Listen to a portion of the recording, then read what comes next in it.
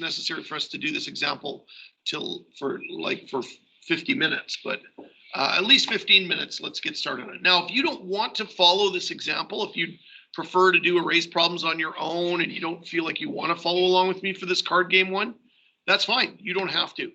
You can disconnect from Teams, and I will see you tomorrow for attendance. It's going to be a work week on the arrays programming problems. By the end of the week, I want to update PowerSchool for the previous unit methods. So not this unit, but the previous unit. So if you are still handing in work from the methods unit, try to get it in this week so that I can add it to your mark. If you have not yet done the methods quiz, the methods quiz, email me this week about that and I'll send you a link to do the quiz this week at home, because you want that on your unit mark as well. Okay, you don't want to not have the quiz mark on there. It'll bring your mark down. Okay, or just email me if you have any questions about that. But by the end of the week, I want to update PowerSchool for the methods unit. And by the end of the week, we hopefully will have wrapped up this arrays unit. If not, we'll look at it next week when we might be coming back to in-person every other day learning. All right, now on to this card game arrays problem. Okay, so a couple things in here that are relevant. We've been given some sample code right here. So this is some sample code that we could use. Here's some other sample code we could use. So there's already sample code right in the description, okay? But there's another place we can get sample code, and that's from GitHub. And specifically, I'll show you not just on GitHub, but on our class help page. There's some good sample code there that might help us to get this problem done. So we're going to look into both of those in a second. You'll also notice if you read the description for this one that there's a link right here to download the images that you need for the card game, the pictures of the cards, okay? There's also a hint here that global variables might be a good idea for this thing. So that's a good thing to know, okay? So keep reading. It's about card games. You're going to use a set of card graphics. Here's something important to notice. The image files are in a defined order so that the suits are grouped and that their values are in order, okay? So that's going to be important when we go to solve this, okay? It also says that we want to create a few parallel arrays here, right? One for the values, one for the types, and one for the suits, for example. So there's a lot of hints just in the description itself that we can start with in this. And we can also take a look at this little sort of visual of it. So what kind of stuff do we know here? We're going to need some dialogues to do outputs. Okay, sure, it's the J option pane output, but you'll notice that that J option pane output has a graphic on it. So it's going to be some sort of a fancier form of that output. Now, just stepping back a screen, we could certainly use the code I've given you here to do a fancier, a more visual output, or we can use that help page, which I'm going to get to. So both of those will help us to get that code done. You could also just use, and I'll actually write it down back here, the example we did, because the example we did also did that. We did some sort of a fancier form of output when we outputted our matrix in the example. So maybe that is also one way we could do that. So there's lots of options there for ways we can create that fancier type of output. But in addition to the output, you'll notice up here, we're also doing a form of input, okay, to do that. So we'll be doing an input as well for this. So both an input and an output will be used to kind of make this program happen. And both of those will be fancy. Like the input is also going to be a little bit fancier, or could be a little bit fancier. You can see here that I'm changing things like the font, for example. So it's a different type of font here that's being used in these dialog boxes. Okay, so that's a little bit of planning to get started.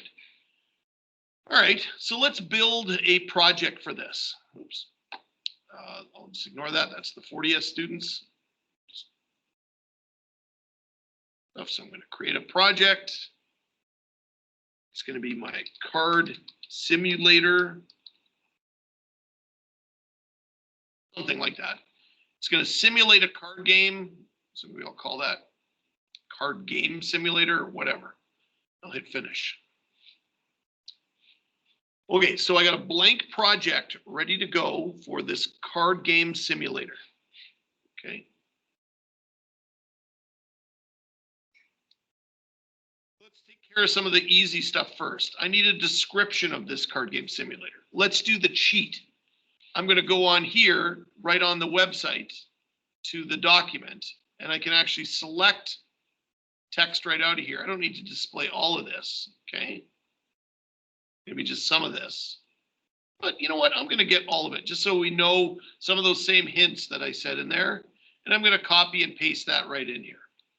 Now, it's not going to paste in well. I got to adjust it a little bit. It goes beyond the edges. So a little bit of cleanup here just to start today's class. But this is a quick and easy way to get the comment done. No, you don't have to do that. It would be probably better for you to write your own comments for this instead of just using mine here. But this is a quick way to get it done.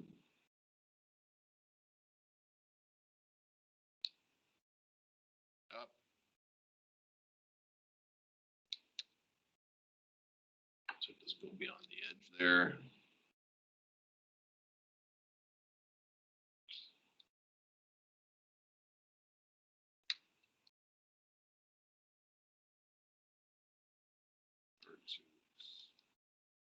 Card image files to display text.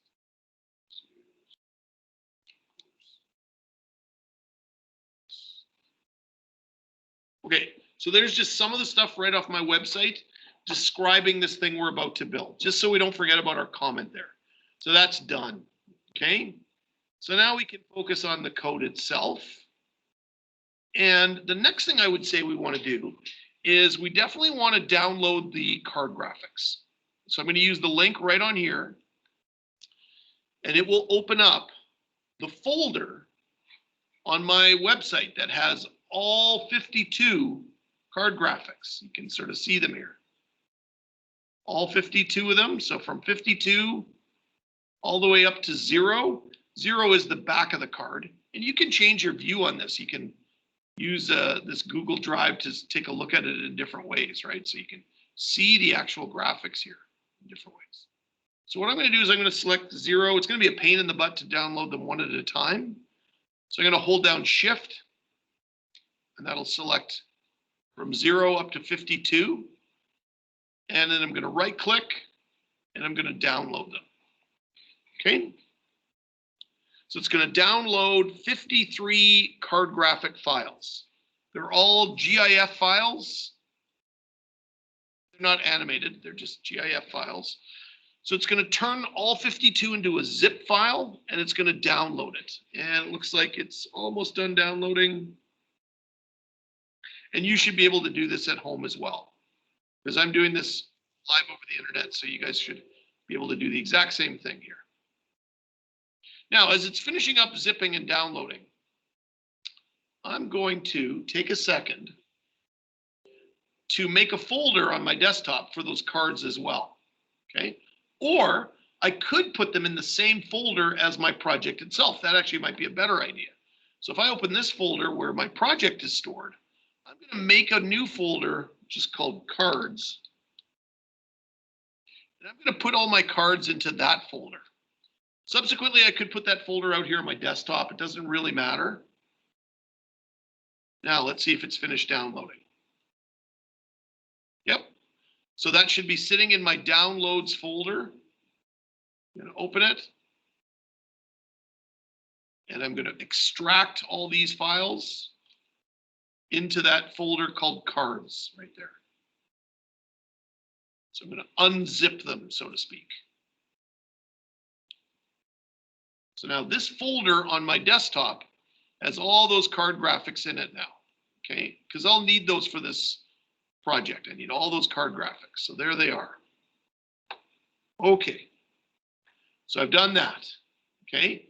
I've used this link to download those files. Now I am going to do one other thing now, though. I'm going to go back to the beginning of this arrays assignment document and remind you guys that at the beginning, there's a link to a page off of our class help page. So if you go to our class help page, the help page for Computer Science 30S, and you were to go down to the bottom here, now that we've completed the arrays unit, there's a bunch of code here that can help you to write some of these programming problems. It includes a bunch of useful methods. You might remember we did this with the methods unit. It also had this. But now that we've learned about arrays, I can also then open this, and there's links on the sheet itself or on the help page to a bunch of methods that will help with working with arrays. Okay? So here are those methods again that I can use, like start and end and yes, no, etc. So those would be useful methods for me to have in this particular problem. So I'm going to copy and paste them over. Okay.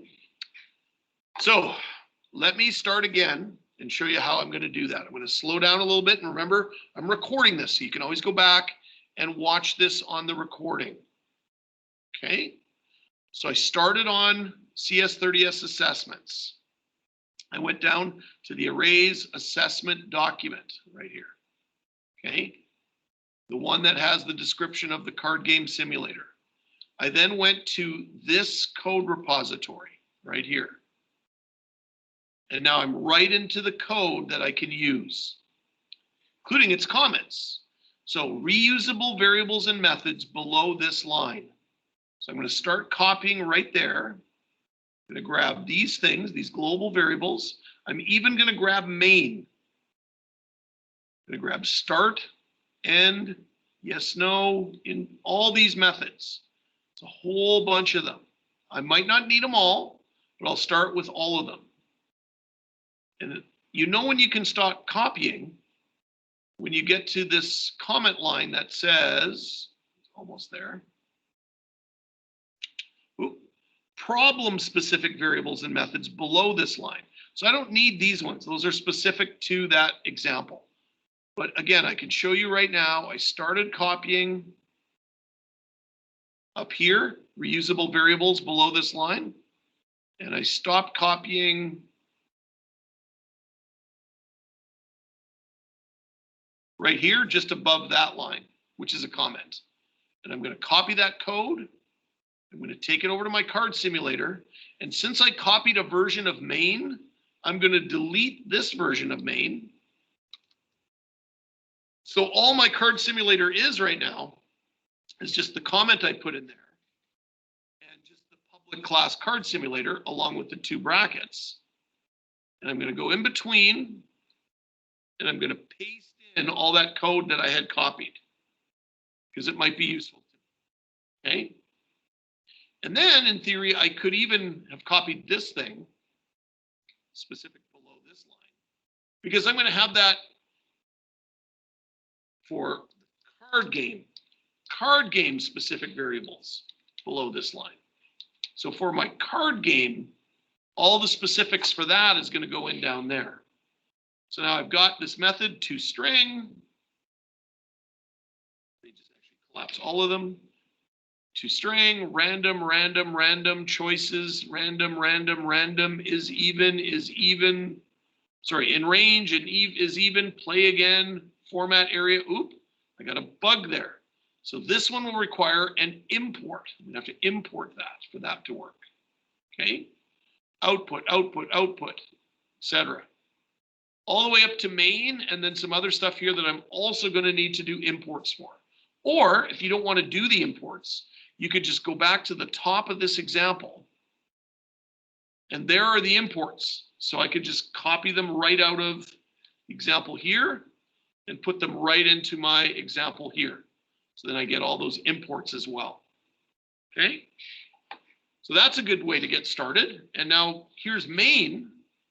Main has a issue that it needs a method called program. So I'm going to create that method. It will go down at the bottom. It is something I'm going to write later. Okay. But it's at least ready for me to go later. Okay. Write it later. Now as well, if I go back up, this is no longer something called the sample app, sample application. This is my card game simulator. Now, is this the right fonts and colors? Maybe, maybe not. I could just go with just this alone. And with just that little copy paste off of my website, I'm going to play this and see what I have at this point, just with that as a setup.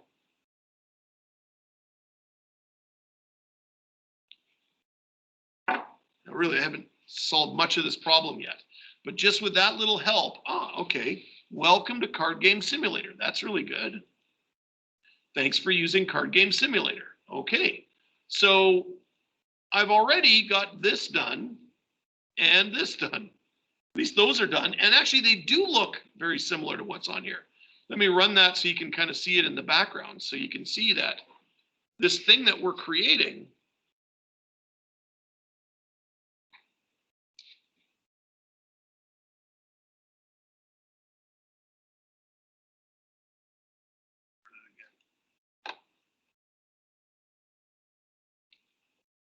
you can see here looks pretty much like that one. It's pretty much right on. That was on purpose that I did that. Card Game Simulator, welcome to Card Game. Right, and if I click OK, even this one looks pretty much bang on to the way that one looks there. Okay, so that didn't take much work. Now, if you're thinking this is a bit of a cheat, it's not really, because if you look at it, when it calls this method start, it just does an output. Welcome to title. What's title? Title is what I put up here is the words Card Game Simulator. It's a string that goes all the way through this whole program. Okay, so then when I click that, it goes to a method called output. Now what output does in the arrays unit is a little different than what it did in the methods unit. In the methods unit, it only produced the J option pane message dialog. But in this arrays unit, since we learned a little more, it also creates a graphical display area by calling a method called format area. Let's take a look at what that looks like. That method does this stuff where it creates a font and a background and sets it to an area. And you might remember that this is the exact code we used in our arrays example. So if I go to our arrays example that we worked on last week and the week before, and I go to one of the last things we did in that, was the exact same code where we were creating an area and setting the text. So like I said, you don't have to get it from that GitHub page. You could get it right from our example as well. But nonetheless, that shortened our timeline up significantly for our card game simulator to do quite a bit before we even get going on anything else. Okay, now a little bit more. We have a little bit of time here. I think I want to stop around 10:30-ish or just before. So the next thing we would do is produce one of these, a input dialog box. So we'll get into the details of it later, but let's at least go to this program thing that we created. Instead of just doing this, let's create an input dialog box. And do I have a method that can do inputs? Of course I do. That would be really handy. And it looks like the input is entering a card number or a letter. So which version of input should I use? Should I be inputting a double? Well, no, because there could be letters there. Also not an integer. But I could just input text and return a string. That would work. So input, enter stuff. And what they enter would be the user's input. I would to create a variable to remember what they typed in to that input dialog box. Let's see what that looks like now, just with that little piece of the program sort of written there. Welcome to Card Simulator. And there's where they would enter stuff. Okay, so that looks decent. Okay, and then, oh, some error checking built into that, which is really handy.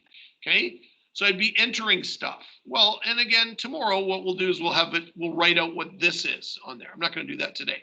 We'll have that in the input dialog box. And then another thing is we're going to need to loop this program. So it doesn't just run once, but it keeps going until they quit. So why don't we just take care of that real quick before. What we can do is put a do file the user input, which means that since I'm using the variable user input, I have to create it before I start the loop. So I'm going to move this part of the code up here.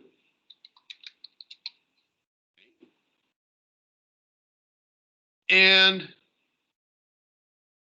I don't have to recreate it in here. Well, user input dot equals Q. In other words, while equals Q equals false. So while they haven't entered a Q, keep looping, keep having them enter stuff. So I'm just going to play that and just show you kind of how that loop would work. Okay, so whatever I enter, I can keep going until I enter a Q, and then it would quit. So we can make that better tomorrow, but it just shows you that by using stuff we know, loops, methods, stuff like that, we can get started on this programming problem. Now, of course, we're going to have to incorporate the arrays and all the other stuff that we thought about, but it's a good start to this program. It's a good start with already a lot of code there. Okay, I'm going to turn off the recording now. I will connect